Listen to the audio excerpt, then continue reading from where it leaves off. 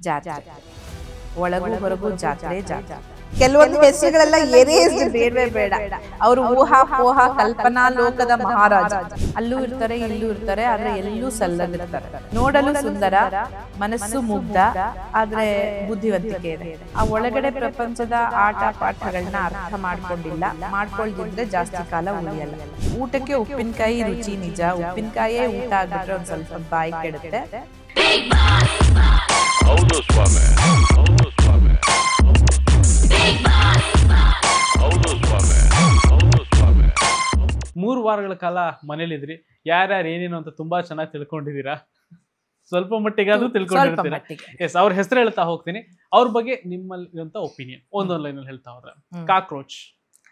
ಅಲ್ಲೂ ಇರ್ತಾರೆ ಇಲ್ಲೂ ಇರ್ತಾರೆ ಆದ್ರೆ ಎಲ್ಲೂ ಸಲ್ಲದಿರ್ತಾರೆ. ರಾಶಿಕಾ. ನಿಮ್ ಜೋಡಿ. ನನ್ ಜೋಡಿ. ನೋಡಲು ಸುಂದರ, ಮನಸ್ಸು ಮುಗ್ಧ, ಆದ್ರೆ ಬುದ್ಧಿವಂತಿಕೆ ಇದೆ. ಮಾಳು.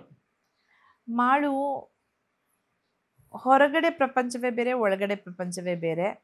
ಆ ಒಳಗಡೆ ಪ್ರಪಂಚದ ಆಟ ಪಾಠಗಳನ್ನ ಅರ್ಥ ಮಾಡ್ಕೊಳ್ದಿದ್ರೆ ಜಾಸ್ತಿ ಕಾಲ ಉಳಿಯಲ್ಲ. ಸ್ಪಂದನ. ಸ್ಪಂದನ ಇನ್ನೂ ಆಟ ಶುರು ಮಾಡಿನೇ ಇಲ್ಲ. ಮಾಡಿದ್ರೆ ಉಳಿವು, ಇಲ್ದಿದ್ರೆ ಅಳಿವು. ಮಲ್ಲಮ್ಮ. ಮಲ್ಲಮ್ಮ ತುಂಬಾ ಮುಗ್ಧ ಮನಸ್ಸಿನ ಜೀವಿ. ಕಷ್ಟಪಟ್ಟು ಮೇಲ್ ಬಂದಿದ್ದಾರೆ ನಿಜ, ಆದ್ರೆ ಇಲ್ಲಿನ ರೀತಿ ನೀತಿಗಳನ್ನ ಅರ್ಥಕೊಂಡು ಮುಂದೆ ಸಾಗೋದು ಕಷ್ಟ ಇದೆ. ಕರಿಬಸಪ್ಪ. ಅವರು ನಮ್ಮ ವಾಕ್ಯವನ್ನೇ ಅರ್ಧಕ್ಕೆ ಕಟ್ ಮಾಡಿ ಅವ್ರಿಗೆ ಬೇಕಾದಂಥ ಅರ್ಥವನ್ನ ಕೊಟ್ಕೊಂಡು ತನ್ನದೇ ಆದ ಶೈಲಿಯಲ್ಲಿ ರೀತಿಯಲ್ಲಿ ಮಾತನಾಡೋ ವ್ಯಕ್ತಿ. ಅವ್ರ ಬಗ್ಗೆ ಒಂದೇ ವಾರ ಇದ್ದರಿಂದ ಅದಕ್ಕಿಂತ ಜಾಸ್ತಿ ನಂಗೇನು ಗೊತ್ತಿಲ್ಲ. ಕಾವ್ಯ. ಕಾವ್ಯ ಗಿಲ್ಲಿಯಿಂದ ದೂರಾಗಿ ನಿಂತು ತನ್ನ ತೋರಿದರೆ ಉಳಿವು. ಗಿಲ್ಲಿ ಮೇಲೆ ಡಿಪೆಂಡ್ ಆಗ್ಬಿಟ್ರೆ ಕಷ್ಟ. ಗಿಲ್ಲಿ ಊಟಕ್ಕೆ ಉಪ್ಪಿನಕಾಯಿ ರುಚಿ ನಿಜ, ಉಪ್ಪಿನಕಾಯೇ ಊಟ ಆಗ್ಬಿಟ್ರೆ ಒಂದ್ ಸ್ವಲ್ಪ ಬಾಯಿ ಕೆಡುತ್ತೆ. ಸೊ ಸ್ವಲ್ಪ ಸೀರಿಯಸ್ನೆಸ್ ಮಧ್ಯೆ ಮಧ್ಯೆ ಬರ್ತಾ ಇದ್ರೆ ಅವ್ನ ತಮಾಷೆಗೆ ಬೆಲೆ ಬರುತ್ತೆ. ಅದನ್ನ ಅರ್ಥ ಮಾಡ್ಕೊಂಡು ಮುಂದೆ ಹೋಗ್ಬೇಕು. ಜಾನ್ವಿ. ಜಾತ್ರೆ ಒಳಗೂ ಹೊರಗೂ ಜಾತ್ರೆ ಜಾತ್ರೆ. ಧ್ರುವಂತ್. ಒಳಗಿನ ರೋಷ ಹೊರಗಡೆ ಬರಲೇಬೇಕು, ಆದ್ರೆ ಸರಿಯಾದ ಸಮಯಕ್ಕೆ ಸರಿಯಾದ ಕಾರಣಕ್ಕೆ ಬಂದ್ರೆ ಅದಕ್ಕೊಂದು ಬೆಲೆ ಇರುತ್ತೆ, ಇಲ್ದಿದ್ರೆ ವೇಸ್ಟ್. ಚಂದ್ರಪ್ರಭಾ. ಅವರು ಸೇತುವೆ ಮಧ್ಯೆ ನಿಂತ್ಕೊಂಡು ನೇತಾಡ್ತಿದ್ದಾರೆ, ಆ ಕಡೆಗೂ ಇಲ್ಲ ಈ ಕಡೆಗೂ ಇಲ್ಲ. ಯಾವ್ದಾದ್ರು ಒಂದು ದಿಕ್ಕನ್ನ ಆಯ್ಕೆ ಮಾಡಿ ಹೋದ್ರೆ ಸರಿ, ಇಲ್ಲಾಂದ್ರೆ ಕೆಳಗಡೆ ನೀರು ಜಲಪಾತ ಬೀಳೋದಿದ್ದು ಗ್ಯಾರಂಟಿ. ಧನುಷ್. ತುಂಬಾ ಒಳ್ಳೆ ವ್ಯಕ್ತಿತ್ವದ ಹೆಣ್ಣು ಮಕ್ಕಳನ್ನ ಆಧರಿಸುವ ಶಕ್ತಿ ಇರುವ ಯುವಕ.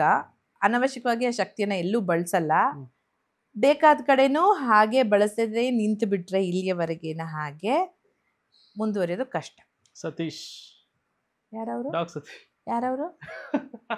ಅವ ನನಗೆ ಗೊತ್ತಿಲ್ಲ. ಎರೇಸ್ಡ್. ಕೆಲವೊಂದು ಹೆಸರುಗಳೆಲ್ಲ ಎರೇಸ್ಡ್ ಬೇಡವೇ ಬೇಡ. ಅವರು ಊಹಾ ಪೋಹ ಕಲ್ಪನಾ ಲೋಕದ ಮಹಾರಾಜ. ಓಕೆ. ಅಶ್ವಿನಿ. ಆಶ್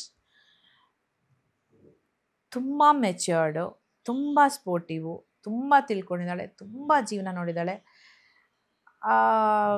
ಇಷ್ಟು ಬೇಗ ಬರಲೇಬಾರ್ದಂಥ ವ್ಯಕ್ತಿ. ಅದೇನೋ ಅವಳು ಬ್ಯಾಡ್ ಲಕ್ಕೋ ಏನೋ ಗೊತ್ತಿಲ್ಲ, ಬಂದಿದ್ದಾಳೆ. ಬಟ್ ಜೀವನದಲ್ಲಿ ಗೆಲ್ಲೋ ಛಲ ಇದೆ, ಹುಮ್ಮಸ್ಸಿದೆ, ಗೆದ್ದೇ ಗೆಲ್ತಾಳೆ. ಅಭಿಷೇಕ್. ಒಳ್ಳೆ ಹುಡುಗ, ಆದ್ರೆ ಎಲ್ರನ್ನೂ ಪ್ಲೀಸ್ ಮಾಡಕ್ ಹೋಗಿ 2 ತಲೆ ನಾಗರಹಾವ್ ತರ ಕಾಣಿಸ್ತಾ ಇದ್ದಾನೆ. ಅದನ್ನ ಶೆಡ್ ಮಾಡ್ಬೇಕು. ನಾಗರಹಾವ್ ಇದ್ರೆ ಸರಿ, ಒಂದೇ ತಲೆ ತೋರಿಸು, 2 ತಲೆ ತೋರಿಸ್ಬೇಡ. ಅಶ್ವಿನಿ ಗೌಡ. ಯಾರದು? ರಾಜಮಾತೆ. ಗೌಡ ಸ್ವಯಂ ಘೋಷಿತ, ನಾವ್ಯಾರು ಕೊಟ್ಟಿದ್ದಿಲ್ಲ, ಅವ್ರವ್ರೇ ಏನೋ ಮಾಡ್ಕೊಂಡಿದ್ದು. ಅವ್ರು ಅದೇ ಹೇಳಿದ್ನಲ್ಲ, ನಂಗೆ ಹೊರಗಿನ ಪ್ರಪಂಚದಲ್ಲಿ ನಾನು ಅವ್ರಿಗೆ ಸಿಕ್ಕಿಲ್ಲ. ನೀವು ಹೋರಾಟಗಾರ್ತಿ ಅಂತ ಹೆಸರಿಗೆ ಬಂದಾಗ ಆ ಹೋರಾಟ ಅನ್ನೋ ಪದಕ್ಕೆ ಸಿಕ್ಕಾಪಟ್ಟೆ ಆಳ, ಅರಿವು, ಅರ್ಥ ಇದೆ. ಅದನ್ನು ಸುಮ್ಮನೆ ಬೇಕಾಬಿಟ್ಟಿಯಾಗಿ ಯೂಸ್ ಮಾಡಬೇಡಿ. ಹೋರಾಟ ನಿಜವಾದ ನಿಲುವಿನ ಮೇಲೆ ನಿಂತಿರಲಿ, ಇಲ್ದಿದ್ರೆ ನೀವು ಯಾರನ್ನ ಪ್ರತಿನಿಧಿಸ್ತಿದ್ದೀರಾ ಅವರಿಗೆ ಒಂದು ಅವಮಾನ ಮಾಡ್ದಂಗೆ ಆಗುತ್ತೆ. ಸೊ ನಿಮ್ಮ ಮಾತು, ವ್ಯಕ್ತಿತ್ವ ಎಲ್ಲ ತೂಕದಿಂದ ಇರಲಿ. ಇನ್ನಾದರೂ ಬುದ್ಧಿ ಕಲಿತು ಒಳ್ಳೆ ಆಟವನ್ನು ಆಡಿ ಮುಂದೆ ಸಾಗಿ. ರಕ್ಷಿತಾ. ಮುದ್ದು ಹುಡುಗಿ, ಆದರೆ ಸಿಕ್ಕಾಪಟ್ಟೆ ಬುದ್ಧಿವಂತ ಹುಡುಗಿ. ಸಿಕ್ಕಾಪಟ್ಟೆ ಮುಂದೆ ಸಾಕ್ತಾಳೆ. Not only in Bigg Boss, ಮುಂದೆನೂ ತುಂಬ ಮುಂದೆ ಸಾಕ್ತಾಳೆ ಅಂತ ಅನ್ಸುತ್ತೆ. ಅಮಿತ್ ಜಾಣ ಹುಡುಗ, ಒಳ್ಳೆ ಭಾಷೆ, ಪ್ರಬುದ್ಧತೆ ಎಲ್ಲ ಇದೆ.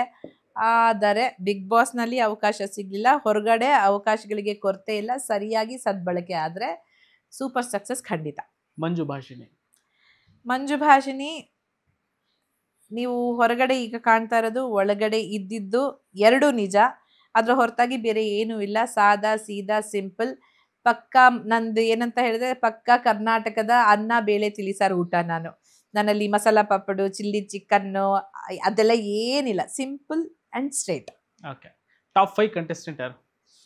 ನಂಗೆ ಈ 3 ವಾರದಲ್ಲಿ ನೋಡಿದ್ರೆ ಗಿಲ್ಲಿ, ಹ್ಮ್. ಧನುಷ್, ಹ್ಮ್. ಧ್ರುವಂತ್, ಹ್ಮ್. ಆಮೇಲೆ ಕಾವ್ಯ. ಗಿಲ್ಲಿ ಹಿಂದೆನೆ ಬಂದ್ರೆ ಕಾವ್ಯ. ಹ್ಮ್. ಆಮೇಲೆ ನಾನ್ ನೋಡಿರೋರಲ್ಲಿ ಬೇರೆ ಯಾರು ಅಷ್ಟೊಂದು ಅನ್ನಿಸ್ತಾ ಇಲ್ಲ. 4 ಜನನಷ್ಟೇ ನಾನು ನೋಡ್ತಾ ಇದ್ದೀನಿ. ಯಾರು ಗೆಲ್ತಾರೆ? ನಾನು ಇದ್ದಿದ್ರೆ ನಾನಂತ ಇದ್ದೆ. ಯಾರು ಗೆಲ್ತಾರೆ? ನಾನು ಹೇಳಿದ್ನಲ್ಲ. ಆಲ್ರೆಡಿ ಹೇಳಿದಿರಾ? ಆ? ಆಲ್ರೆಡಿ ಹೇಳಿದ್ರಿ ಏನಂತ? ಫಿನಾಲೆಗೆ ಬರ್ತಾರೆ ಗಿಲ್ಲಿ ಅಂತ. ಇವತ್ತಿನ ಪರಿಸ್ಥಿತಿನಲ್ಲಿ ನಂಗೆ ಅವರೇ ಜಾಸ್ತಿ ಕಾಣಿಸ್ತಿರೋದು. ಯಾಕಂದ್ರೆ ಎಲ್ಲಾ ರೀತಿನಲ್ಲಿ ಆಟ ಚೆನ್ನಾಗಿ ಆಡ್ತಾ ಇದಾರೆ. ಹ್ಮ್. ಅಂದ್ರೆ ಅದು ಟಾಸ್ಕ್ ಆಗಿರ್ಬೋದು, ಟಾಸ್ಕ್ ನಲ್ಲೂ ಪ್ರೂವ್ ಮಾಡ್ತಿದ್ದಾರೆ. ಆಮೇಲೆ ಮಾತ್ನಲ್ಲಾಗಿರ್ಬೋದು, ಆಮೇಲೆ ನಿಲುವುಗಳಲ್ಲಾಗಿರ್ಬೋದು ತಗೋತಾ ಇದ್ದಾರೆ. ಯಾರನ್ನು ಅಂದ್ರೆ ಒಬ್ರು ಇವರು ಅವರು ಅಂತಲ್ಲ, ಎಲ್ಲರ ವಿಷಯಕ್ಕೂ ತಲೆ ಹಾಕ್ತಾರೆ. ಎಲ್ಲರ ವಿಷಯದಲ್ಲೂ ಅವರ ಸ್ಟ್ಯಾಂಡ್ ಏನ್ ತಿಳಿಸ್ತಾರೆ. ಎಲ್ಲೂ ಅಯ್ಯೋ ನಂದಲ್ವಲ್ಲ ವಿಷಯ, ಸುಮ್ನಾಗ್ಬಿಡೋಣ ಅಥವಾ ಬರೀ ತರಲೆ ಮಾಡಿ ಇಲ್ಲ, ಎಲ್ಲ ಕಡೆನೂ ಮಾತಾಡ್ತಾರೆ. ಕರೆಕ್ಟ್ ಆಗಿ ಪಾಯಿಂಟ್ ಮಾತಾಡ್ತಾರೆ, ಹ್ಮ್. ತಮಾಷೆಯಾಗಿ ಮಾತಾಡ್ತಾರೆ. ಸೀರಿಯಸ್ ಆಗಿ ಜಗಳ ಆಡಕ್ ಹೋಗಲ್ಲ. ಹ್ಮ್. ನೀವೊಂದ್ ನೋಡಿರ್ಬೋದು, ಕೇಕ್ ತಿನ್ನೋ ಇದ್ರಲ್ಲಿ ಇವ್ರನ್ನ ಹೆಂಗ್ ಉರಿಸ್ಬಿಟ್ರು ಅಂತ. ಹ್ಮ್. ಎಷ್ಟು ನಾವು ಬಿದ್ದು ನಗ್ತಾ ಇದೀವಲ್ಲಿ, ನಮಗ್ ನಗು. ಅದನ್ನ ಹೊಡಿಸ್ಕೊಳ್ತಿರೋರಷ್ಟೇ ಬಾಣಕ್ಕೆ ಚುಚ್ತಾ ಇರುತ್ತೆ. ಅದು ಆ ತರ ಇದೆ. ಬಟ್ ಬರೀ ಅದೇ ಆಗ್ಬಿಟ್ರೆ ಬೋರ್ ಆಗ್ಬಿಡ್ತದೆ. ಒಂದ್ ಸ್ವಲ್ಪ ಮೇಲೆ ಕೆಳಗಡೆ ಹೋದ್ರೆ ಖಂಡಿತವಾಗ್ಲೂ ಗೆಲ್ಲೋ ಸ್ಪರ್ಧಿ.